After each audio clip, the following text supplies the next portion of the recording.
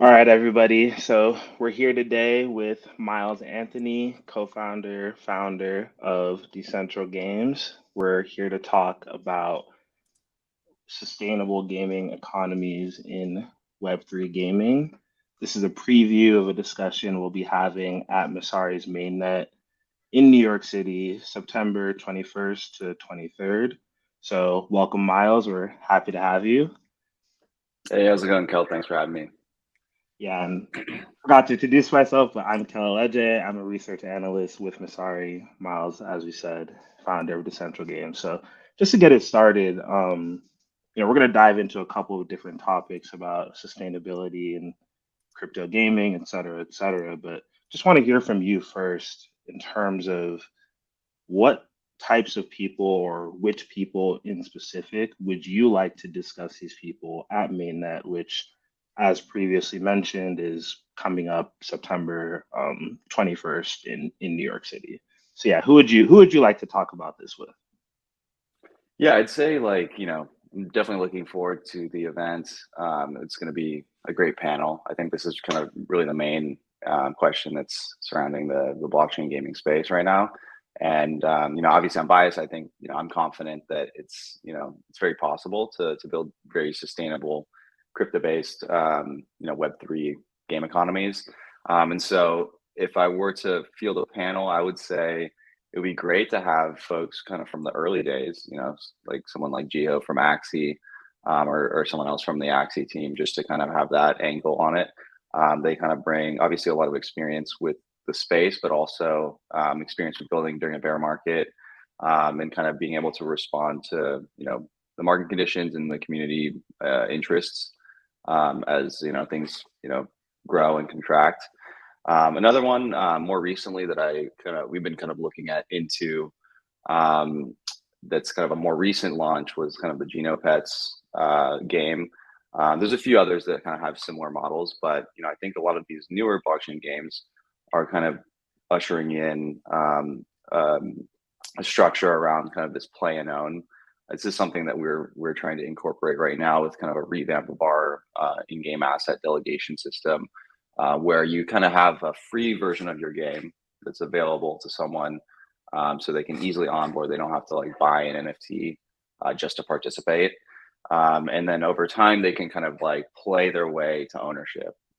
So it kind of like adds a slightly additional step to the play and earn model. So you can actually play your way, earn yourself an NFT, and then you can play and then earn. So it kind of like just allows the game to welcome ownership a bit easier, and more efficiently, and then kind of allows users to earn from there. So yeah, I would say for the panel, I would say great to have folks from the original like blockchain games like Axie, and kind of like a mix of like newer blockchain games like Genopets that are kind of incorporating these new models. Yeah, that makes perfect sense.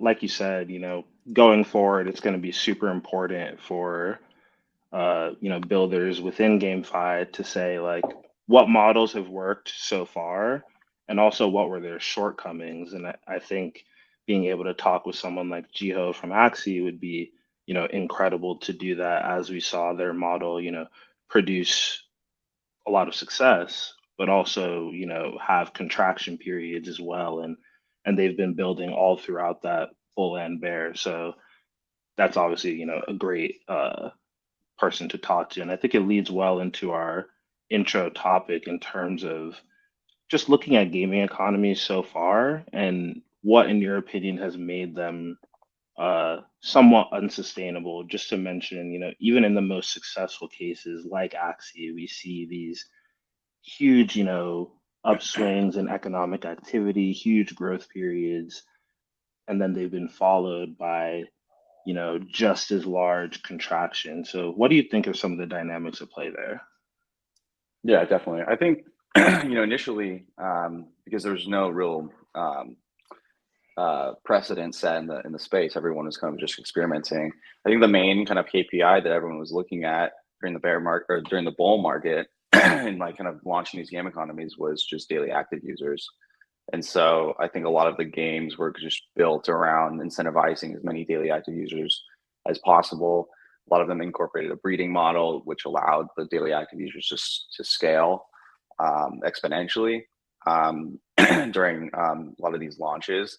And so it did really well for acquiring users, and it delivered a very attractive proposition for players because they were able to earn a lot of tokens that were, had liquid, value. But what ends up happening when this scales exponentially is a lot of emission occurs, and inevitably at some point there's a turning point, and capital starts net kind of leaving the ecosystem. And so with a lot of the models from kind of V1 of the blockchain, like play and earn gaming, they didn't really have many mechanisms to maintain that value like within the game economy, and a lot of it ended up being extracted. And so I think, as discussed, right, before this is, I feel like a model that kind of incentivizes people to reinvest those assets back into the ecosystem, whether it's upgrading items, buying more items, delegating those items out, I think is really important, in this next wave, so that not only we can scale and build, a lot of daily active users, but we can also maintain those and kind of prevent against value extraction from the ecosystem.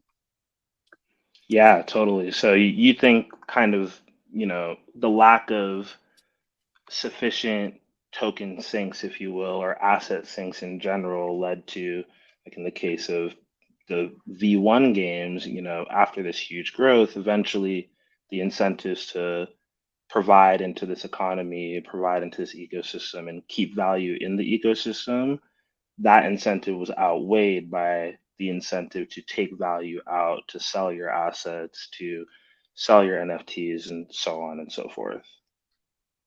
Exactly. Exactly. And I kind of broke it down into a few different, bullets, I would say. I think like initially, first and foremost, I think the game has to just be really fun and skill based, that rewards winners. There's got to be some winners and losers in the game. If everyone's winning, then eventually it's like going to be, causing way too much emission.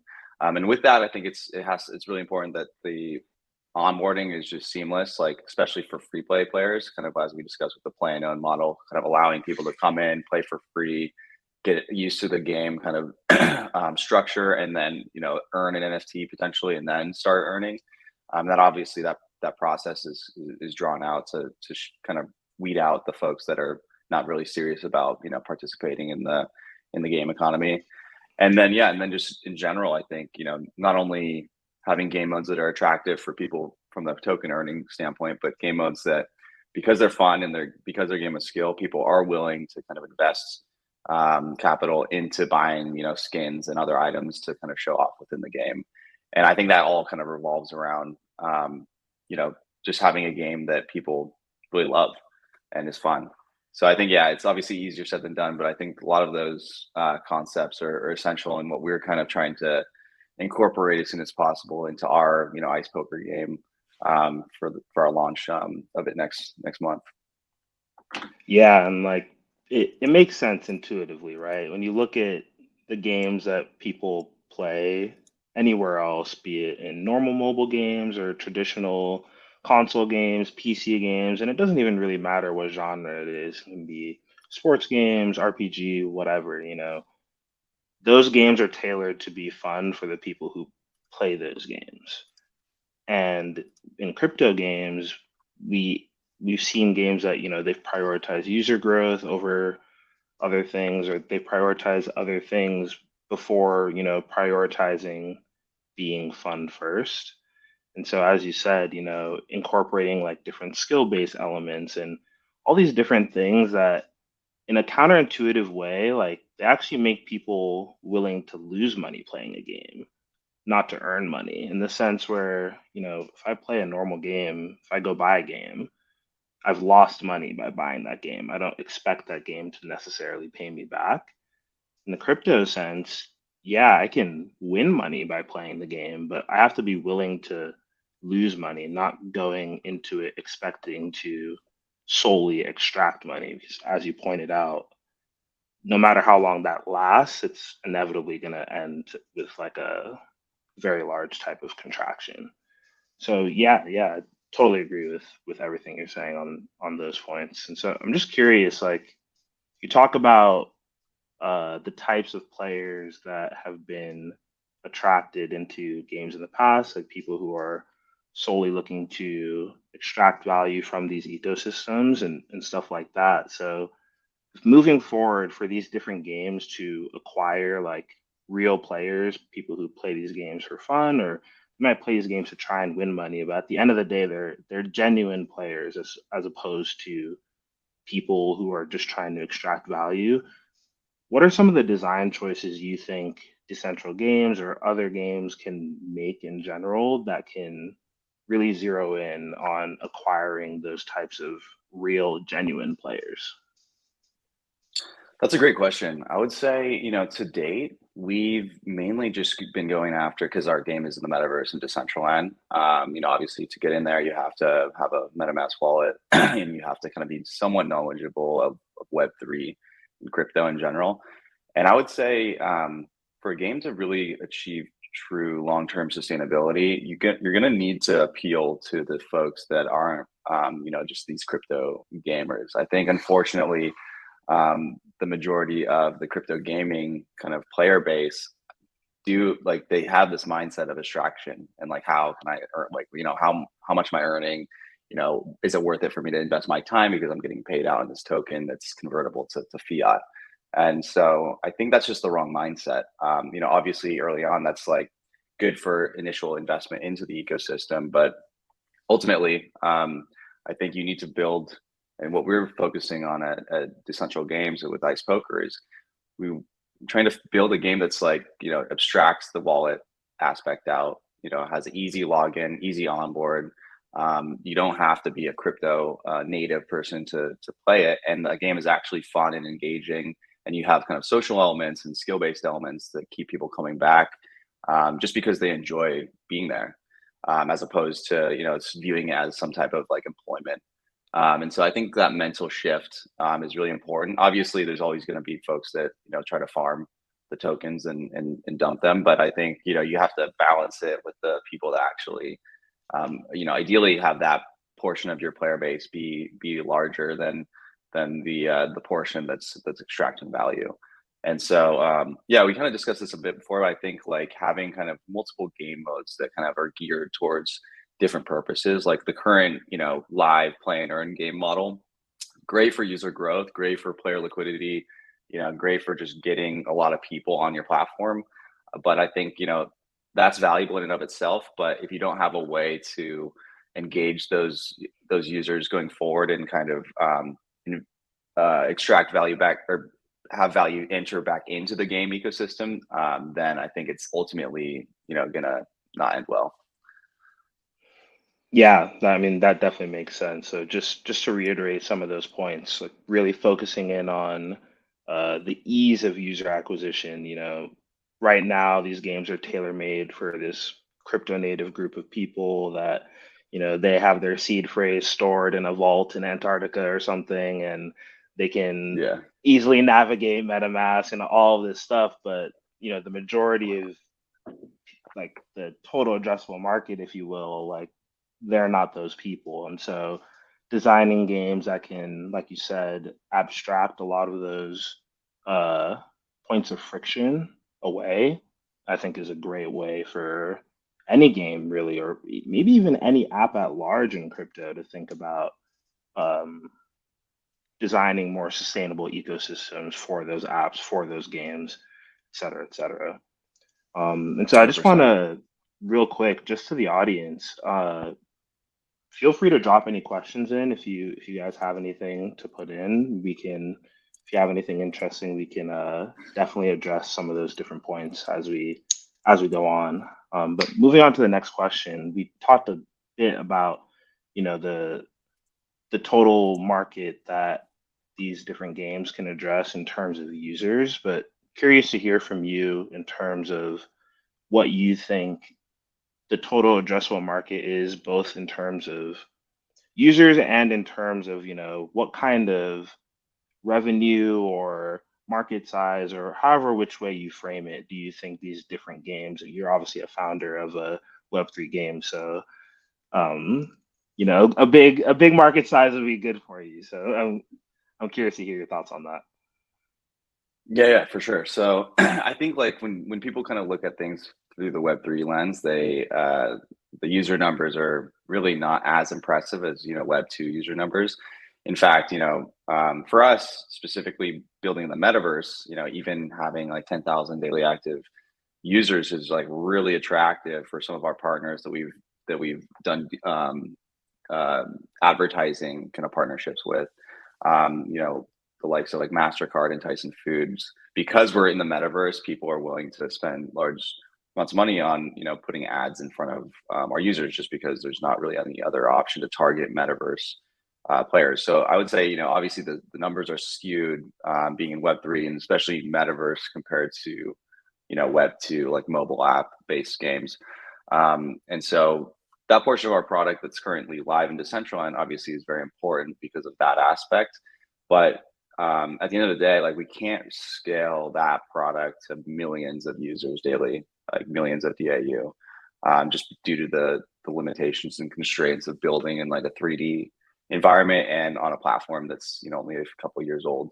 And so for us, we're really looking to expand our platform via mobile, kind of building our own mobile experience, so we can appeal to those larger, in the tens of millions, in the hundreds of millions of daily active users range, with our mobile ice poker game. We're trying to kind of incorporate as many aspects of our existing game into the mobile game. Obviously, like, it's avatar based, wearable based, like, the items that you collect and purchase within the game are, items that you would want to put on your avatar and kind of show off to the other players. And so, yeah, we're trying to incorporate as many of those, aspects of our existing game into this mobile product. But really, the mobile product is something that we want to make so easy to onboard and fun that Web2 gamers, folks that play like Zynga Poker on their phone for just free, would be attracted to play. So I think from that lens, I think it's the addressable market is much larger, and I think hopefully it'll attract a lot of folks that aren't expecting to extract, are willing to invest into the game, don't expect anything in return, and kind of so you can balance your in-game economy. Yeah, for sure. And like just kind of harping on that point a little bit, you can even expand the number of people who you mentioned something like Zynga Poker. People are just playing poker because they like poker, but without the money component.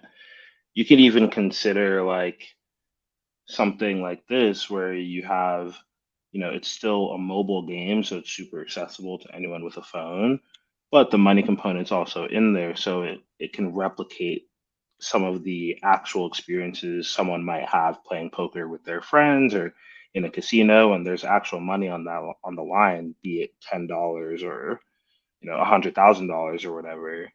And something like the Central Games could actually um, you know take some market share or expand some market share from actual casinos, which I was shocked to learn like these casinos are pulling in like hundreds of millions of dollars in revenue for different states and stuff like that. So I think a lot of the times when I talk to different people about crypto gaming or GameFi, however they want to call it, they don't really see like any path to actual sustainable revenue. But when something like just the slot machines alone at a casino can pull in hundreds of millions of dollars in economic activity, if you will, on an annualized basis, that gives me some indication as to what you guys can do or what games in general can do as they look to expand their user experience to more and more people. But speaking of that expansion, what do you think right now are the biggest hurdles for different teams, for your team to get to that next step? I know you've talked a bit about mobile and increasing the UX and expanding your user base beyond just like crypto native types of people. But Yeah, I'm curious to hear, what do you think the biggest hurdles are to adoption? I would say once you kind of launch like a game and you have like 10,000 or so or more daily active players, it's really tough to, especially for a lot of games out there, it's really tough to like kind of change things. Obviously when you launch it, there's some certain levers that you have to adjust the economics, but ultimately a lot of games are experiencing some difficulty in kind of altering or building additional game modes that kind of have more sustainable, defensible token sinks built in. For us, I think we're in a very, unique position, just given the fact that poker is a game that like people love to play, and kind of are familiar with already. So it's not like we need to really educate them on the rules. So the onboarding from that sense is a lot easier than most. But B, it's just a very simple game at its core. And so even though, the game itself, you know, is very simple, we have the ability to kind of roll out different game modes like very easily, built on the same general rules, but kind of have different incentives built in as well. So, the main focus right now for us for this new game mode that we're kind of dubbing under the tournament mode kind of naming is like a sit and go mode. So ice poker SNG. And so basically we're just targeting, instead of kind of this daily grind of, hour or two to achieve daily challenges and compete on a leaderboard, which kind of attracts more of like a user that's kind of just wanting a slightly EV positive and willing to just invest like an hour or two of their time. This new game mode SNG will basically just be these kind of quick, single table tournaments that are much more competitive, kind of potential for higher rewards if you're a skilled player, and have it's just a much better user experience geared towards folks that are competitive poker players. So yeah, I think with that, obviously we've built in a token sink because the game itself, on average, is slightly EV, negative. It's a net burn in terms of our reward token ice. But at the end of the day, like if you're a skilled player, you can have a very high EV positive return from that game. So I think existing kind of side by side, these two game modes, kind of serve their own purposes and will complement each other really nicely. The existing ice poker kind of challenge mode is what we're going, with our current product is, based on user acquisition, geared towards user acquisition and kind of just maintaining that player liquidity on a daily basis. Whereas the tournament mode is like for the more competitive players, net token sink, and kind of rewarding those players with NFTs and kind of larger prizes to make it worth it. Yeah, so, thinking about different, like in the case of other games, they're kind of struggling in terms of, you already have this one token model. Now you've realized it might not be so sustainable. You're trying to change the token model, but you have to change the whole gameplay, and that's somewhat difficult. And comparing that to Decentral Games, where you have a known game with poker, so it's easier for you to sort of fine tune those sinks and token faucets if you need to, in the sense Exactly. where you guys, in the beginning, you have a game that's somewhat EV positive, so it's, net emissions and it's net inflationary, if you will. And now you can just take the same base game of poker and just say, okay, we're gonna change the incentives a little bit, change the structure of the tournament, change the gameplay a little bit, but without having to think of brand new like game logic, if you will, and create a Exactly. game that's Yeah. net deflationary. So in total, you have a more balanced out system, or at least you trend towards a more balanced out system. Yeah, 100%. Yeah, I think, it's a unique position to be in, but I think we can, roll these new game mounts with relative, ease compared to kind of a lot of existing games out there, just given the simplicity, like as you said. So, yeah, we're launching it next month, so it should, move the needle quite a bit in terms of like our net emissions. Yeah, well, you heard it here first. If you guys want to lose some money to me and Miles playing poker, as well as lose some money in the markets. No, I'm kidding. But yeah. So yeah, I think we've covered a broad range of topics talking about why some of these games aren't sustainable, how they could become sustainable. I'm feeling a big focus on mobile as, a potential route to acquire gamers, just because, people play a lot of mobile games. And yeah, a big focus as well on creating game mechanics or economic loops or different game logics that lead to more net deflationary pressures on the economy to balance out what has mostly been net inflationary measures to gain stuff like daily active users and stuff like that. So my last question for you here is, 2, 3 years from now, how do you see? I mean, maybe it would just be all the things I just mentioned, but what's your vision for a crypto gaming economy, like in general, like not just one specific game, but just the landscape wise? What's your vision for that? What type of adoption do you see or don't see? I guess in an optimistic case. I think like in the next 2 or 3 years, it's going to be very possible for kind of like a initially Web3 based blockchain game to achieve mass adoption by just making the game really fun, making the onboard easy for non-crypto folks, abstracting out the wallet and kind of private key management step just to make it able to appeal to the average person. And I think if someone's able to achieve that, I think Axie has shown the amount of value accrual that can happen. Hmm. Just with like 2 million users, even with no kind of defensible token sinks, other than like the breeding initially in their kind of initial run up. It's pretty wild the amount of value that can be accrued there with for their treasury. And so yeah, I think in the next 2 3 3 years there can be scale achieved kind of that rivals the Web 2 games user numbers. But I think it's Okay. only possible by building a game like you said that's actually that has a lot of token sinks built in, has easy onboard, and can be that people just think is fun, and so it can appeal to like the mobile gaming folks, and so you can achieve that scale, but also kind of maintain it because people aren't just trying to extract value.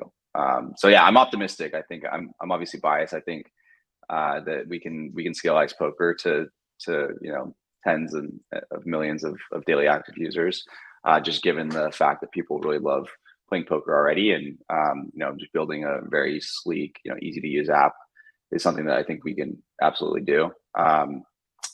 And so yeah, I think I'm excited for it. I'm sure there's going to be many options and games out there that achieve this scale, but it's 2 to 3 years is like 10 years in crypto. So I think a lot can happen in terms of the space.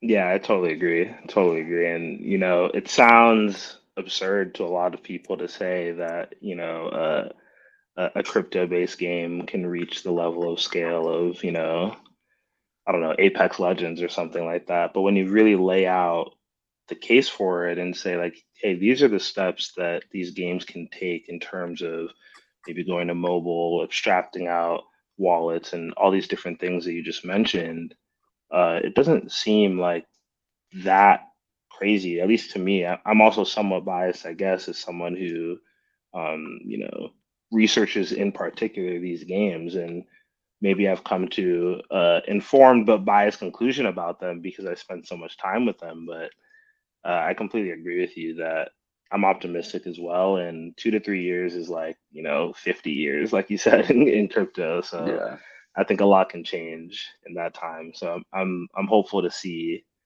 what happens. 100%. Yeah, me too. I think yeah, definitely a lot can happen.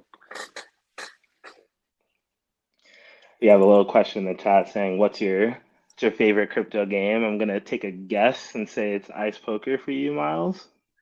Yeah, yeah. You're good. You're good. Yeah, yeah. It's ice poker. It's actually our new game mode because our current game mode is kind of this grinding as we discussed.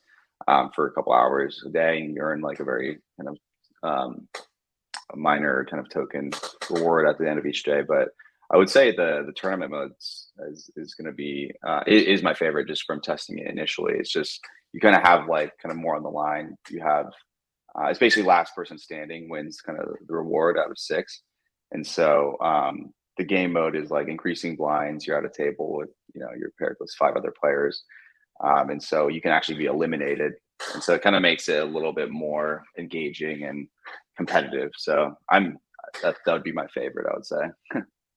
Yeah, and I Oh, think not your like own. That's cheating. it's fine, it's fine.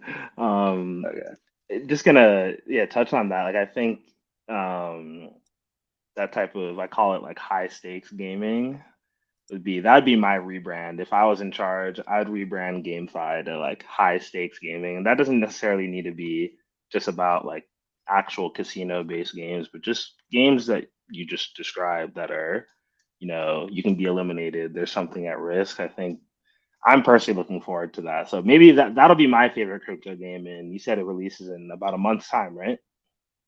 Yeah, we're trying to get it out first week of August. Just been testing internally with our community. It's like a small test group, but yeah, trying to get that out the door early next month. Awesome. Yeah. Well, I look forward to it. This is a great little preview call with Miles Anthony, founder of Decentral Games, preview of Messari Mainnet in September 21st to the 23rd. Looking forward to seeing some people there. We have a link in the chat for $300 off your ticket if you want to come through to New York. So, yeah, thanks everybody. Awesome. Thanks for having me.